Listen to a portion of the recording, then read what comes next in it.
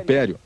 Continuaremos também nos aprofundando no mais importante legado, as 7 leis universais. Acompanhem-nos. Bem-vindos.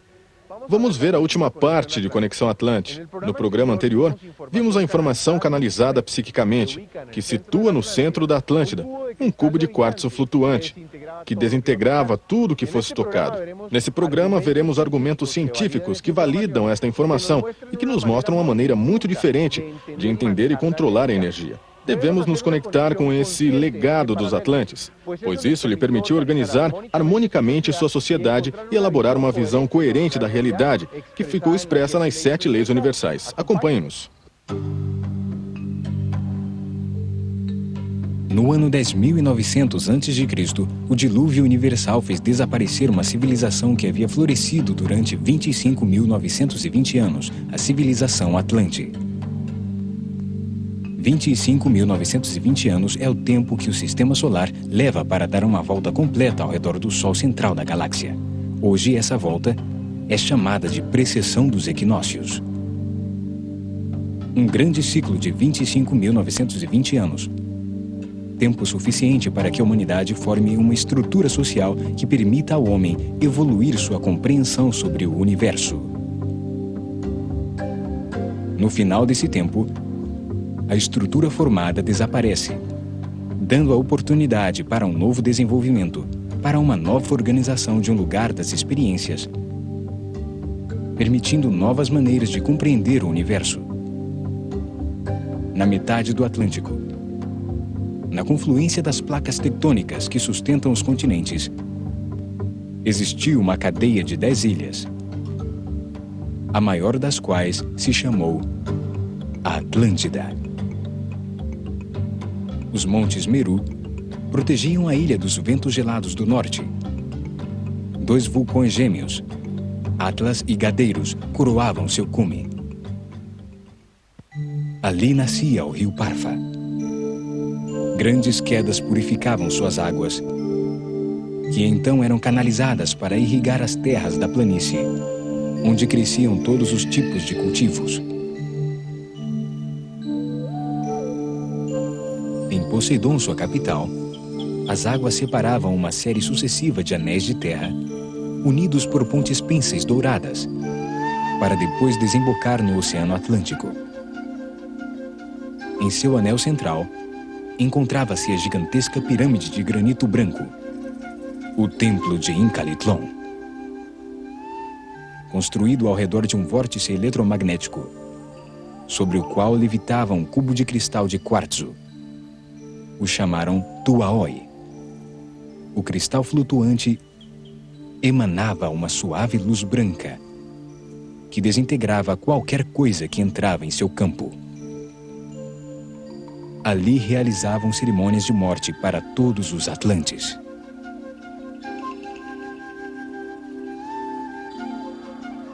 Os corpos sem vida, colocados sobre uma estrela de baquelita vermelha, eram levados suavemente até o cubo de quartzo. Quando a luz os tocava, que eles chamavam de Incal, os desintegrava instantaneamente.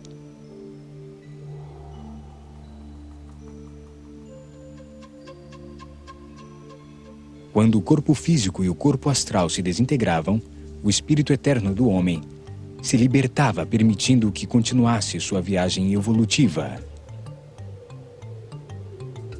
A luz de Incal desintegrava o corpo físico, trazendo seus átomos para a matéria original de todo o universo, onde tornariam a ser usados para gerar outra forma. O corpo astral era simultaneamente desintegrado, e lá encontravam-se os arquivos que guardavam as crenças, conhecimentos, emoções, pensamentos e desejos da personalidade temporal chamada Ego, que corresponde à sua vida na Terra. Os Atlantes achavam que o espírito livre de seu corpo chegavam ao céu chamado por eles de Devachan, para terminar o processo da vida. Lá reviveriam as experiências e as transformariam em compreensões sobre o universo, que armazena eternamente o espírito. Como as experiências de cada ser são únicas e individuais, o céu também é individual, único e subjetivo. Os Atlantes acreditavam na evolução do espírito ao longo de muitas vidas, interrompidas pelas estadas no Devachan. O ciclo temporal tem 2 fases. A consciência experimenta cada situação 2 vezes. A primeira no planeta Terra. A segunda, ao revivê-la no céu. O homem vive as situações que correspondem ao seu nível de compreensão do universo. As coisas em que acredita e seu livre-arbítrio fazem com que decida como responder a cada situação e aprender com seus resultados. No céu, todas as experiências da Terra são revividas, mesmo as que produziram sofrimento. Mas lá produzem sempre alegria e felicidade. A comparação entre os diferentes resultados produzidos pela mesma experiência na Terra e no céu permite obter a compreensão que transforma o espírito, tornando-o cada vez mais tolerante e flexível. Cada ciclo de terra e céu amplia a consciência do homem, permitindo que reencarne sempre em um nível mais alto, com maior compreensão sobre o universo, respeitando cada vez mais a diversidade, em paz e harmonia. Os Atlantes entendiam a vida como um processo de crescimento com a compreensão, que conduz ao super-homem. Um ser respeitador, que consegue controlar as forças fundamentais do universo com total harmonia. O momento da morte é um só passo que libera o espírito para conduzi-lo a uma nova experiência. O cubo levitava sobre um desses pontos geográficos do planeta, onde existe um vórtice energético que altera os campos elétricos, magnéticos e gravitacionais, anulando a gravidade e desintegrando a massa para transformá-la em energia.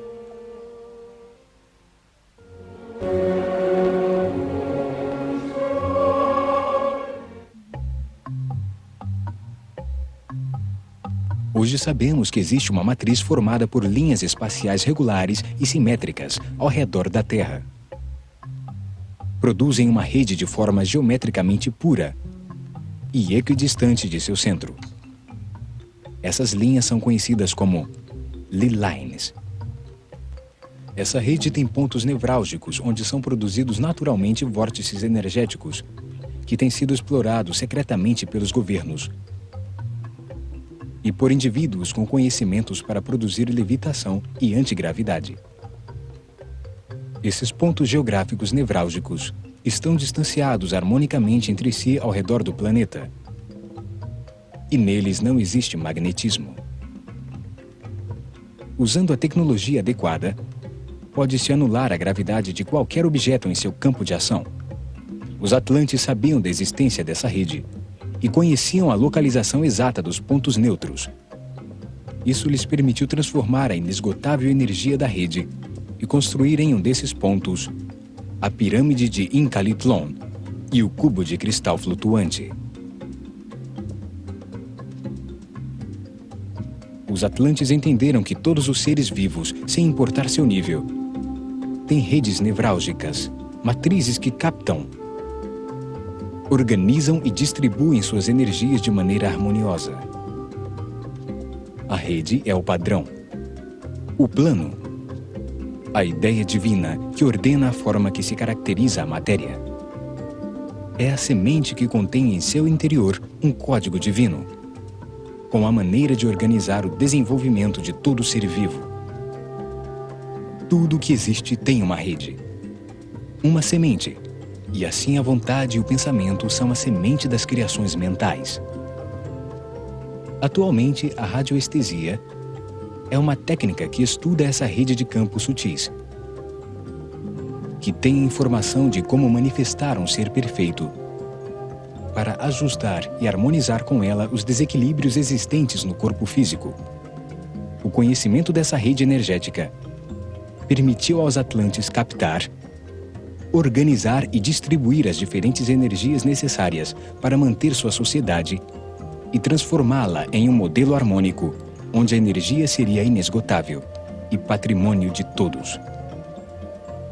Na sociedade atual, o conhecimento dessa rede energética é patrimônio e conhecimento de poucos. A energia é cobrada, não é uma fonte inesgotável para todos os homens por igual. Muitas das tecnologias usadas pelos Atlantes foram redescobertas por Nikola Tesla, um inventor da forma de utilizar a corrente alternada, os motores elétricos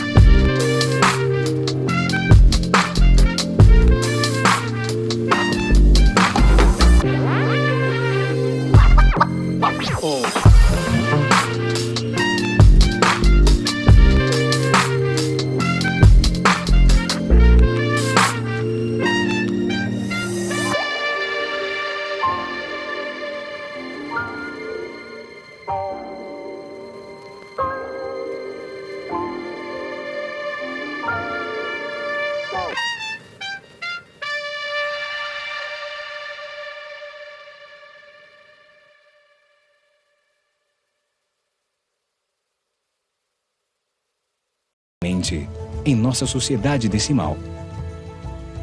Os representamos como 1.618.034.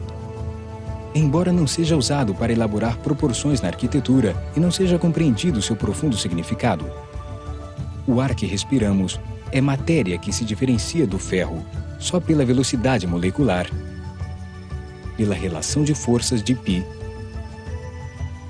contida em sua composição. O universo se move porque a força flui do polo negativo para o polo positivo. A força se manifesta onde os polos ficam em contato.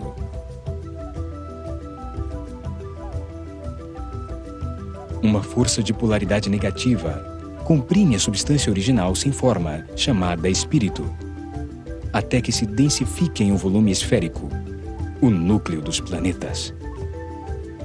O espírito comprimido pela força negativa se condensa em matéria. Mas como isso é contrário à natureza do espírito, tenta se libertar produzindo uma força contrária expansiva que produz um movimento rotatório. Os movimentos centrípeto e centrífugo são a energia do desespero, a revolta do espírito contra os limites de sua prisão material. Esses movimentos de Terra, do Sol, do Sistema Solar e do Cosmos produzem a vibração energética chamada eletricidade, os campos eletromagnéticos e a gravidade. O grande doador da vida é energia e consciência. Seu símbolo visível é o Sol. O Sol irradia uma energia vibratória negativa que é captada e transformada por uma rede que organiza a força contrária, dando lugar à energia básica polar elétrica.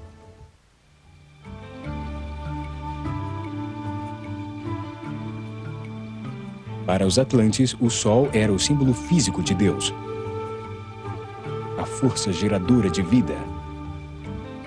O representavam com um disco dourado, sustentado por um par de asas, a livre energia e substância única espiritual.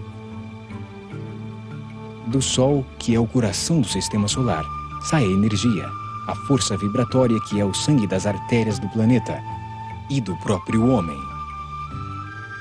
O Sol é o centro que irradia a polaridade negativa, a energia vibrante que é captada pela rede energética. E ao fazer isso, produz uma força contrária de polaridade positiva. Quando as forças interagem e se transformam na massa do planeta, a força de polaridade negativa, ao chegar ao núcleo dos planetas, gera a força positiva complementar, a força que dá vida à semente da natureza e aos genes do homem. A energia gerada se organiza nesse padrão de desenvolvimento divino, a rede. A rede é o código divino contido na semente, o código genético do homem, que transforma a energia em um ser vivo completo, complexo e totalmente desenhado pela força divina. O propósito desse ser vivo é torná-lo consciente do universo e da mais alta de todas as energias, o amor. Em um processo evolutivo que leva muitas vidas, a energia dual e polar tem muitas formas de manifestação. A energia elétrica, magnética, gravitacional, o espectro de luz visível, a vibração e a densidade, o branco e o negro. Todas são complementares e formam a unidade, o todo. A energia química, o ácido e alcalino, são outra forma dual com que se relacionam as energias fundamentais. Transformam a energia em massa, convertendo-a em um volume com peso. A relação harmônica dessas forças fundamentais modificam ou caracterizam a única substância original, transformando-a em diferentes elementos.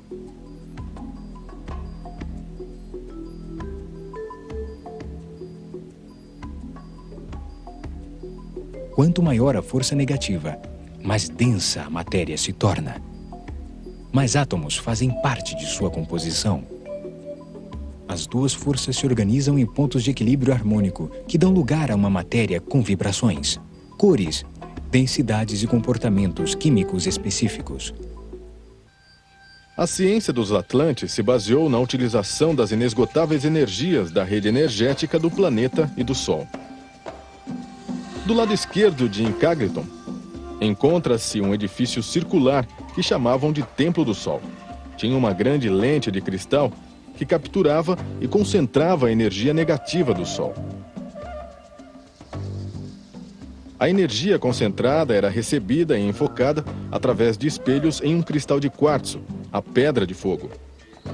Seus inventos utilizaram o momento em que a energia negativa da luz solar se transformava em positiva, no ponto neutro da rede energética do planeta, aproveitando que a praça estava localizada sobre um de seus pontos nevrálgicos.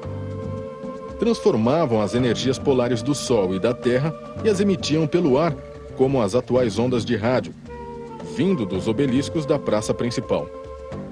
Os diferentes equipamentos eram sintonizados e transformavam aquela energia em uma força capaz de gerar movimento centrípedo ou centrífugo. A pedra de fogo gerava o poder necessário para mover as máquinas que produziam os objetos materiais ou a vibração para produzir calor, permitindo o controle climático dos edifícios. Usavam essa energia de muitas maneiras. Alteravam a frequência de vibração da matéria, que eles chamaram de substância única, o Akasha, transformando seus estados. Acelerando a velocidade atômica de um elemento, o convertiam em outro mais leve. Baixando a frequência de vibração, o convertiam em outro mais denso. As diferentes frequências de vibração produzem densidades diferentes, diferentes formas de matéria. O ouro se diferencia do chumbo pela frequência com que vibra. As cores vão mudando. O vermelho torna-se laranja, amarelo, verde, azul, índigo e violeta. Um aumento maior chega ao branco puro. Um aumento ainda maior extingue a luz, convertendo-a em eletricidade. Uma voltagem em permanente aumento permite chegar além do magnetismo, a força vital ou psíquica. Uma força mais intensa de pulsação. Uma força operada pela mente. O assassino se diferencia do santo pela frequência com que sua consciência vibra.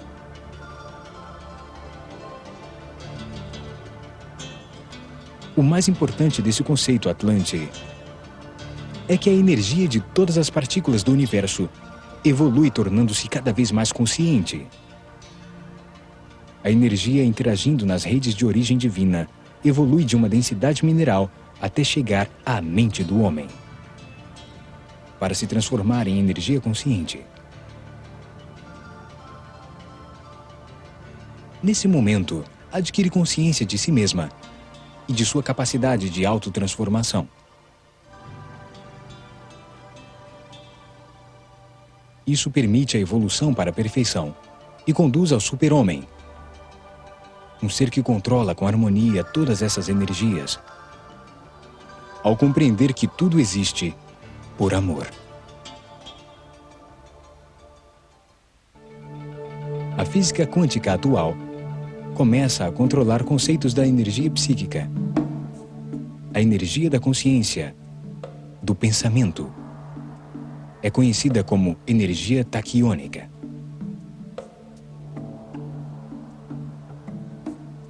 Entretanto, a ciência de hoje não conseguiu encontrar uma teoria unificada sobre a realidade.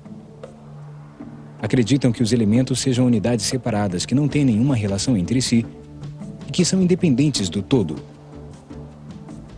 O todo gera a vibração, o ritmo que contém tudo o que existe. As pulsações dos átomos, as células vivas, o coração do homem e o palpitar do sol. O ritmo traz harmonia. As afinidades entre as partes e o todo, desordem, caos, ordem, harmonia. A alteração dos ritmos é produzida pelas mudanças nos equilíbrios entre as forças polares fundamentais.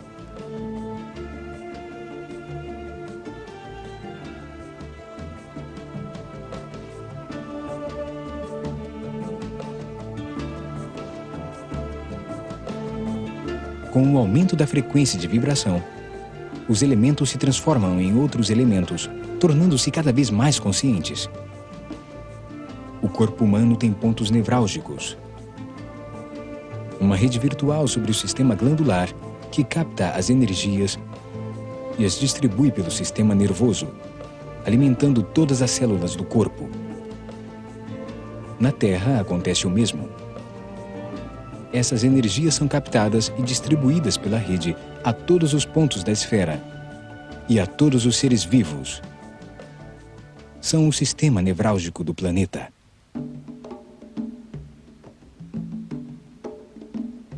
Os atlantes conheciam a localização dos pontos nevrálgicos da rede planetária e os usavam para transformar essas energias inesgotáveis em força mecânica. Os cientistas Buckminster Fuller, Huggins Becker, Bruce Kate, Richard Lefors e Richard Leviton dedicaram-se ao estudo da rede e descobriram que está baseada na forma dos sólidos platônicos.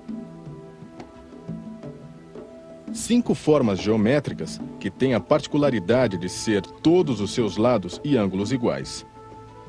Esses cientistas afirmam que tem 3 pontos básicos sobre o planeta para localizar essa matriz geométrica: a pirâmide de Quéops, ao lado do Cairo, e os polos norte e sul. Partindo desses 3 pontos, vamos formar a rede que controla as energias, desde a mais simples, a vibracional, até a mais complexa, a energia da consciência. Sobre essa rede estão alguns lugares do planeta onde apareceram estranhos fenômenos magnéticos e energéticos. Esse é o caso do Triângulo das Bermudas, do Dragão e do Diabo. É lógico que os aviões que passam pelos locais onde não existe força de gravidade perdem seu peso e desaparecem, são expulsados ao espaço ou as forças condensam suas matérias, se desequilibram e são desintegrados no ar. Se dividirmos a Terra em dois hemisférios, partindo da pirâmide de Quéops, localizada entre a latitude de 30 graus norte, veremos que em seu extremo oposto estão as ilhas do Havaí, onde a energia telúrica é manifestada no vulcão mais ativo do planeta. Mais abaixo, a 30 graus sul, a antípoda da pirâmide, estão as ilhas Tubuai, onde encontra-se o atol Mururoa, local de testes nucleares dos franceses. Os cientistas descobriram que os pontos geográficos que mostram anomalias magnéticas estão sobre os paralelos 30 graus norte e 30 graus sul e se localizam a distâncias harmônicas da pirâmide. Ao dividir o planeta em 3 partes iguais, aparece um misterioso lugar na Flórida chamado Coral Castle. Lá, um cientista chamado Edward Leedskalnin construiu sem ajuda, entre 1920 e 1940, um enorme castelo com 1.100 toneladas de coral, aproveitando seus conhecimentos sobre a existência, naquele local, de um campo antigravitacional natural sobre a rede energética do planeta. Esse fenômeno, chamado ponto diamagnético, produz um campo de magnetismo zero, que permite a flutuação de objetos pesados, como os que Leedskalnin moveu para construir o complexo. Para entender a razão física que produz as anomalias magnéticas e gravitacionais sobre a rede energética da Terra, vejamos como funciona um ímã de ferro. Tem uma área com carga negativa e outra positiva, e no centro dos 2 polos magnéticos, uma zona neutra, onde existe um fluxo magnético. O campo magnético negativo flui no sentido contrário ao ponteiro do relógio, e o campo magnético positivo flui a favor do ponteiro do relógio. Os cientistas descobriram que entre os 2 campos de polaridade oposta existe uma zona que chamaram de muro de Bloch, ou ponto do vórtice diamagnético, um ponto de transição neutra, onde não existe nenhum tipo de magnetismo, nem negativo nem positivo. Descobriram que pontos diamagnéticos como esse existem no planeta sobre as regiões próximas aos trópicos de Câncer e Capricórnio, onde são provocadas anomalias físicas, como a flutuação espontânea e os misteriosos desaparecimentos. Antes se pensava que existia um ponto neutro intermediário de transição, onde os fluxos magnéticos se revertiam, e sim que esses fluíam continuamente saindo do Polo Sul e entrando no Polo Norte. Quando pensaram num ponto intermediário, acharam que estava no equador do planeta, pois pensavam que os campos magnéticos eram iguais.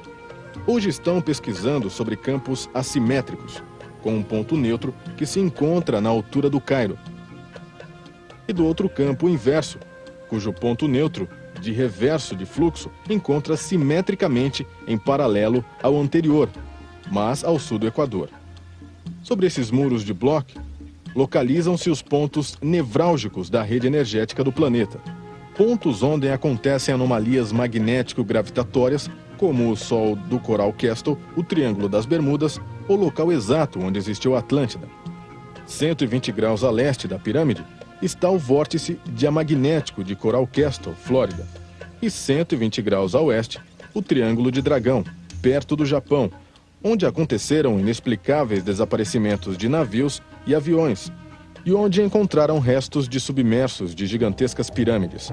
Ao dividir o planeta em um pentágono com 5 partes iguais, de 62 graus cada uma, notamos que a distância da Atlântida com a pirâmide de Quéops relaciona-se harmonicamente com a esfera terrestre. Está localizada em um desses pontos nevrálgicos.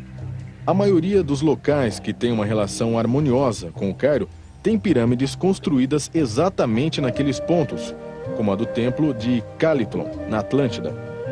Nos vértices desse pentágono aparecem outras pirâmides que demonstram a sabedoria dos arquitetos que as situaram para aproveitar as energias do planeta. Teotihuacan, no México, e as pirâmides de Xi'an, na China, onde também encontram-se a base de lançamentos de foguetes de Lope Nor. Curiosamente, nesses pontos nevrálgicos existem bases militares de uma potência ou outra. No último vértice, na metade do Pacífico, está a base norte-americana de Midway. Se o planeta for dividido em 10 partes iguais, aparece o Triângulo das Bermudas, famoso pelo desaparecimento de aviões e navios, e um lugar de Mali, África, onde vivem os Dogon, uma tribo com conhecimentos astronômicos assustadores e uma mitologia de estranhos mistérios. Sobre a Índia, aparecem as ruínas radioativas de Mohenjo-Daro, a cidade que desapareceu em um antigo conflito nuclear, e o Triângulo perto do Japão, no Mar do Diabo, chamado assim pelos estranhos desaparecimentos que aconteceram ali. Sobre esses pontos, passa a rede energética do planeta. Tem diferentes níveis hierárquicos. A rede básica está formada por um icosaedro com 20 triângulos equiláteros, que se divide sucessivamente em seu interior em matrizes cada vez de menor escala. A ciência dos Atlantes baseou-se na utilização da inesgotável energia dessa rede. Usaram cristais de quartzo a grandes distâncias sobre a rede energética para a transmissão de imagens e sons.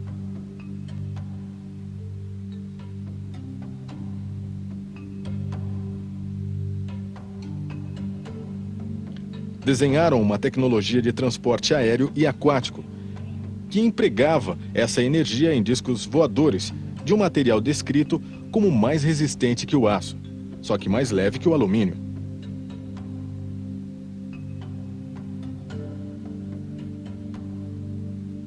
As naves, chamadas de Vailix, eram de propriedade do governo e qualquer um podia solicitá-las para uso individual.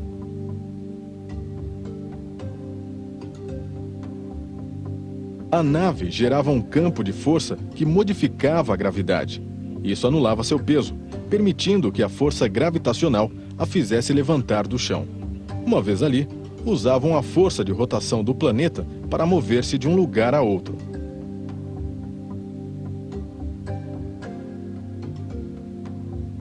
Usaram também seus conhecimentos nos campos de forças naturais para gerar elementos que contribuíam para manter as energias equilibradas no interior do corpo. As doenças são o resultado de campos eletromagnéticos desalinhados e desequilibrados. Tinham templos de cura em que usavam alguns anéis que controlavam as energias que o corpo precisava para restabelecer e manter o equilíbrio dessas energias. Ficavam dentro de um anel que cobria o corpo com uma chama brilhante que parecia fogo, harmonizando os campos de força da pessoa.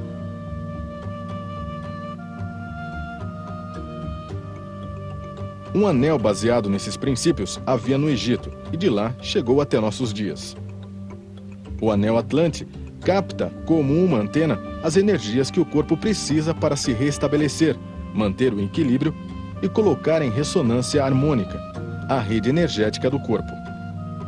Construído em ouro e prata, o círculo de 360 graus divide-se em 5 partes iguais de 72 graus, gerando em seu interior um pentágono harmônico. 2/5 partes são de ouro maciço, o material ativo masculino mais puro que tem no planeta. Representa a energia negativa do Sol.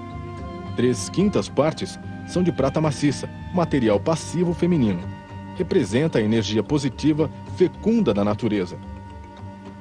Os dois metais produzem a polaridade base de toda a energia na criação dual. Na face interior do anel existem 10 eclipses iguais gravadas, perfeitamente conectadas, que formam um circuito energético em volta do dedo. 2 perfurações no eixo polar e 2 perfurações que coincidem com a latitude 30 graus do planeta. Ao uni-los entre si, produzem um triângulo igual ao da pirâmide de Quéops. Invertido, aparece um novo triângulo, que posiciona as pirâmides na face externa de ouro maciço, 3 no lado direito e 3 no lado esquerdo. Conectando-as em círculo, existem alguns corredores triangulares e, por último, um triângulo que envia a energia captada pelo sangue que corre no centro do dedo, que se encarrega de levá-la a todos os lugares do corpo. Esse triângulo e todo o anel estão construídos com a proporção áurea, baseada na medida de π, a energia de consciência que relaciona todos os seres vivos. Ou seja, o anel contém uma imensa sabedoria de forma e conceito para equilibrar, harmonizar e distribuir a energia no homem.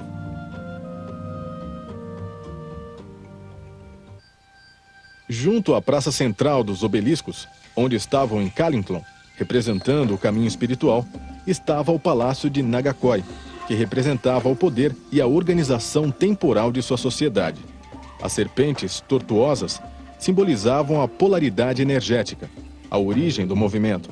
A coluna central representa o caminho espiritual neutro que leva à compreensão de tudo o que existe. Um palácio simétrico com 2 espelhos de água que refletiam o rosto da mãe de todos os Atlantes, Clito, a mulher do deus Poseidon. Colunas de ônix e berílio refletiam os brilhos do sol. Sustentavam os tetos das grandes galerias ao redor de um pátio central, com uma fonte de água que fluía ininterruptamente nas 4 direções. Plantas tropicais e variedades de pequenas árvores perfumavam o ar, refrescando por numerosas fontes construídas, usando um manancial de água fria no interior do palácio. Os Atlantes eram governados por uma monarca ou rei, com poderes limitados até sua morte, quando, por votação popular, era eleito seu sucessor entre os 7 homens mais sábios do reino. Apoiava-se em um conselho de 90 ministros, chamados príncipes do reino, que tinham o cargo vitalício.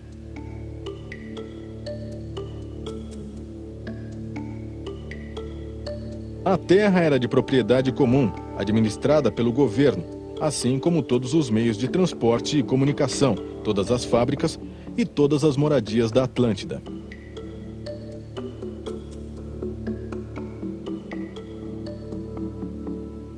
O rei outorgava um título de propriedade de uma casa na cidade ou de terras no campo, por um período determinado de tempo para as famílias que a solicitavam sob seu cuidado. O cidadão pagava um preço nominal pela moradia, pela terra e todo o equipamento. Era um sistema paternalista vigiado. 50% do produto da terra ou da indústria era para o trabalhador e os outros 50% era entregue ao rei. A classe governamental, que dedicava todo o seu tempo na administração e supervisão de todos os seus bens comuns, distribuía esses 50% entre a classe sacerdotal, o exército, a marinha e entre os cidadãos maiores de 52 anos. Ao chegar nessa idade, dedicavam-se ao ócio, à arte e à filosofia, enquanto o Estado se encarregava de suas necessidades. Era uma sociedade amável, onde a energia era um bem comum, inesgotável para todos. Seu objetivo foi o crescimento da compreensão sobre o universo, o aperfeiçoamento do homem.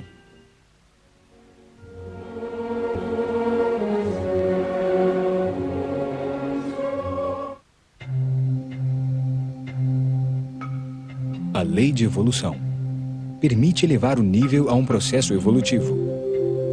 Quando tivesse aprendido o que cada nível podia oferecer, o ser humano, que chega ao 4º nível de desenvolvimento de consciência, já aprendeu a controlar seus instintos e a ter relações harmônicas, respeitosas e tolerantes com os demais. Para poder evoluir, é preciso transformar. As dificuldades existem para permitir pequenas compreensões que conduzem ao encontro das verdades universais. Essas leis controlam os erros que se cometem ao usar o livre-arbítrio como uma ferramenta de transformação para evoluir. As circunstâncias difíceis se repetem na vida até que se aprenda com elas. A lei da evolução se manifesta nas circunstâncias desagradáveis da vida, na dor, no sofrimento, na angústia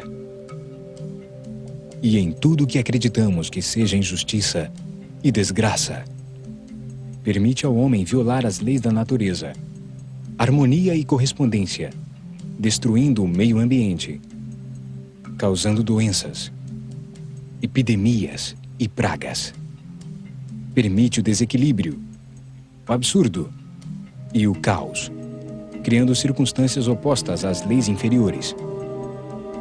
Permite que existam as intrigas, as guerras, a violência e o ódio. que os povos se desorganizem e as estruturas sociais, as empresas e as famílias.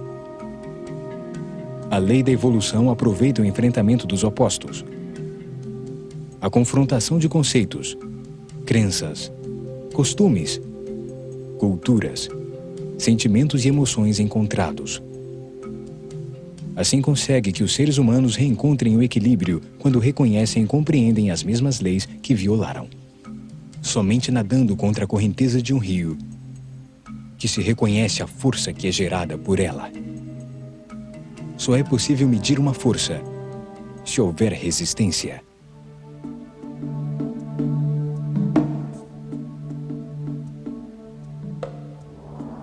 Em todas as circunstâncias difíceis pelas quais o ser humano passa, como parte de seu destino para aprender o que não sabe,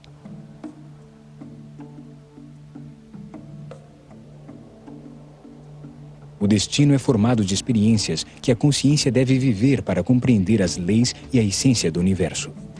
É como se fosse algo que fizesse com que a pessoa chegasse à sabedoria universal. Toda situação, por mais difícil que pareça, tem um propósito de aprendizagem. As dificuldades se apresentam para serem superadas e permitir compreensões que são parte de um processo de evolução espiritual. Tudo o que dá trabalho para fazer, o que é difícil, faz parte do destino e é o que viemos aprender. Quando se está dentro da lei da evolução, compreende-se que os problemas são oportunidades de aprendizagem. E quando permitimos, entendemos e respeitamos as situações de aprendizagem dos demais. Existem seres que, por estarem em um nível de evolução muito primário, não desenvolveram ainda nenhum tipo de sentimentos pelos demais e são totalmente ignorantes das leis universais e humanas.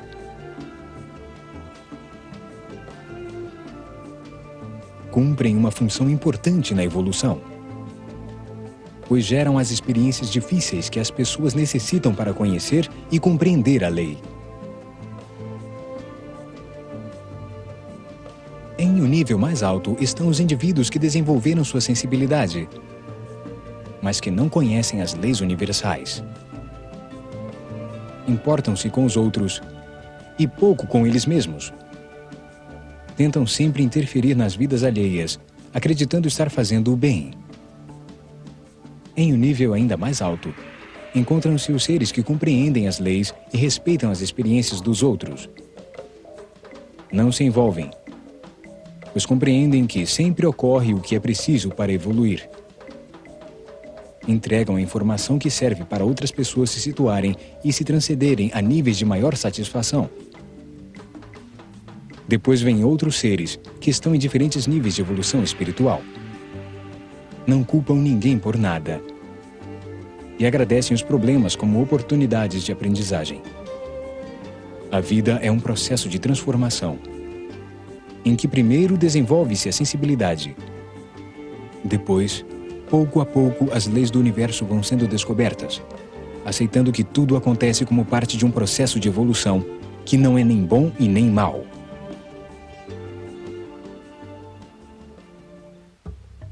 A lei da polaridade regula a maneira em que as duas forças fundamentais do universo se equilibram temporariamente para que a criação se manifeste.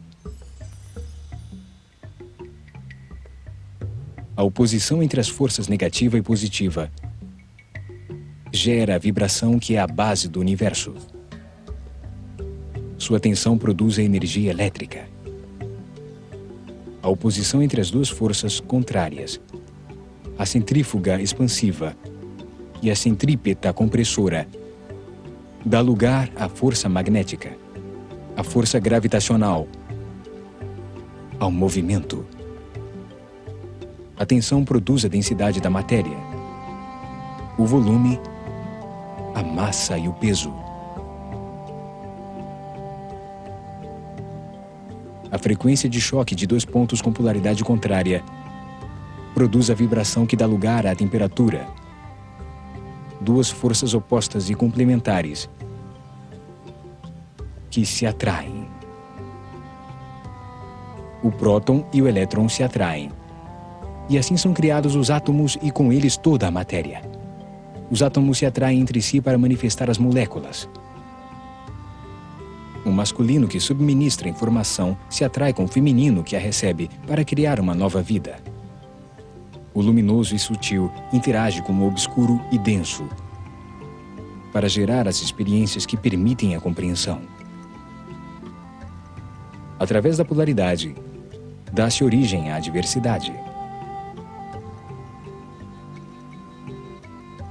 Graças à polaridade, existe o movimento, o tempo, o volume que permitem ao homem um cenário de experimentação sensorial e mental para compreender o universo. A segunda lei do triângulo superior é a lei da manifestação. Permite que a unidade indiferenciada e homogênea manifeste a criação por ressonância de si mesma. Ao fazê-lo, a causa de tudo manifesta as duas forças fundamentais, dando lugar ao heterogêneo, a vibração, a densidade e o ritmo pendular que define o equilíbrio temporal.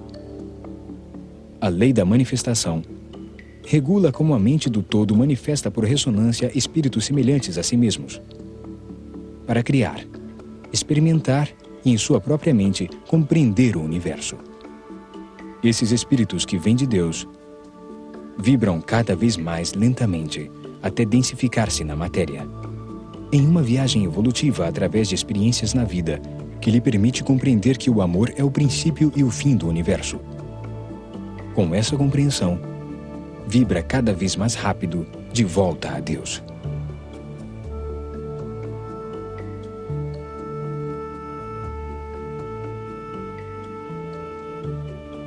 A vida é uma sucessão de experiências para permitir ao homem compreender que todo o universo sucede por amor. Quando isso acontece, a consciência do homem se libera da necessidade de experimentação na vida e volta a Deus.